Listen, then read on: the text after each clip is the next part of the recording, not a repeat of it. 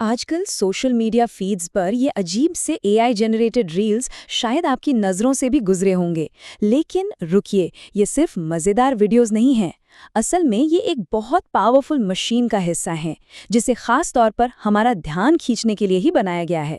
तो चलिए आज इसी मशीन को ज़रा खोल कर देखते हैं कि आखिर ये काम कैसे करती है। तो सवाल ये है कि भाई ये एआई वीडियोस अचानक से हर जगह क्यों दिखने लगे हैं। एक दिन आपकी फीड नॉर्मल थी और अगले ही दिन बात करने वाले बंदर और अजीब सलाह देने वाले एआई कैरेक्टर से भर गई। नहीं, ये कोई इत्तेफाक नहीं है। इसके पीछे एक पूरी की पूरी रणनीति काम कर रही है। और इस सवाल का जवाब बस एक लाइन में छिपा है कि आज के डिजिटल दुनिया में ध्यान यानी अटेंशन ही सबसे महंगी करेंसी है। और जब हम में से ज्यादातर लोग इन वीडियोस को देखकर बस स्वाइप कर रहे हैं, कुछ लोग इसी सिस्टम का इस्तेमाल करके हर महीने लाखों कमा रहे हैं। ये एक ऐसा फॉर्मूला है जिसे बार बार दोहराया जा सकता है और ये एआई से चलता है। तो इन नॉन ह्यूमन कैरेक्टर्स में ऐसा क्या खास है? देखिए, बात सीधी सी है। हम सब ना वो परफेक्ट इन्फ्लुएंसर्स और उनकी परफेक्ट जिंदगी से थोड़ा थक चुके हैं।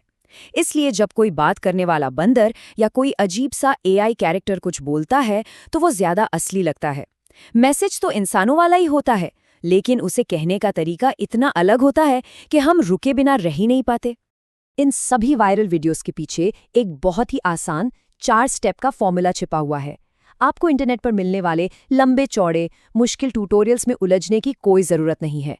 हम इसे यहाँ बिल्कुल आसान शब्दों में समझने वाले हैं। तो ये पूरा प्रोसेस इन 4 हिस्सों में बटा हुआ है।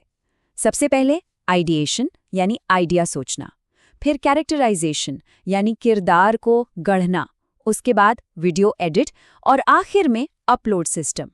चलिए एक एक करके सबको समझते हैं और शुरुआत करते हैं सबसे जरूरी हिस्से से, आइडिया।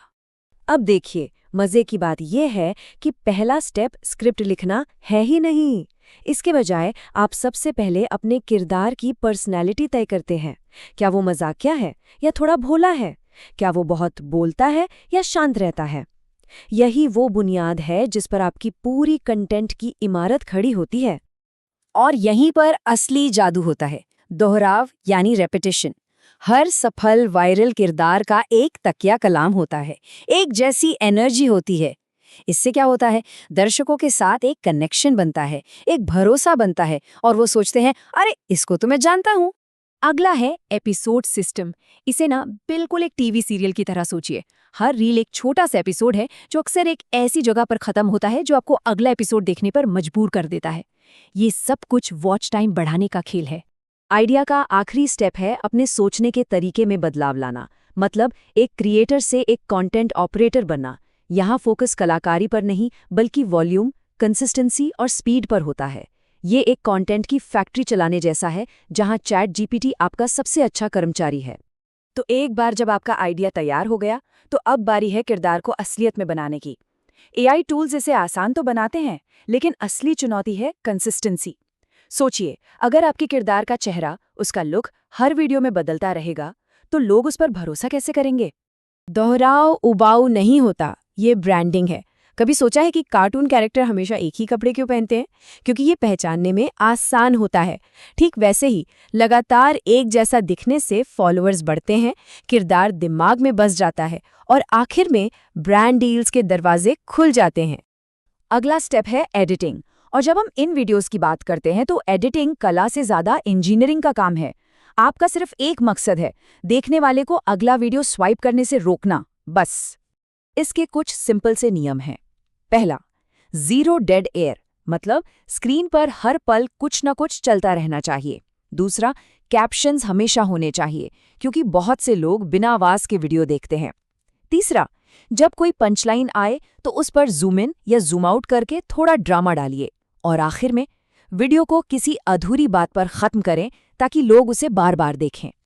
ठीक है, तो आपने वायरल कंटेंट बनाना सीख लिया, पर अब आगे क्या? अगला लेवल है इसे एक असली बिजनेस में बदलना। और ऐसा करने का सबसे अच्छा तरीका है दूसरों को वही सिखाना जो आप जानते हैं। ये सब एक सीधे सेल्स फनल पर चलता है। आप अपनी इंस्टाग्राम स्टोरी पर एक ऑफर डालते हैं, जो लोग इंटरेस्ट दिखाते हैं वो एक फॉर्म भरते हैं, उनकी जानकारी सीधे एक CRM सिस्टम में चली जाती है, मतलब एक ऐसा सॉफ्टवेयर जो सारी लीड्स को एक जगह मैनेज करता है, जिससे कॉल शेड्यूल करना और डील्स पक्की करना बहुत आसान हो जाता है। हाँ, लेकिन एक बात साफ है, इस तरह का कंटेंट बनाते समय कुछ जरूरी नियमों को मानना ही पड़ता है। देखिए, मकसद वायरल होना है, किसी मुसीबत में पड़ना नहीं। नियम बिल्कुल सिंपल हैं। हमेशा पूरी तरह से काल्पनिक किरदारों और कॉन्सेप्ट्स पर टिके रहिए।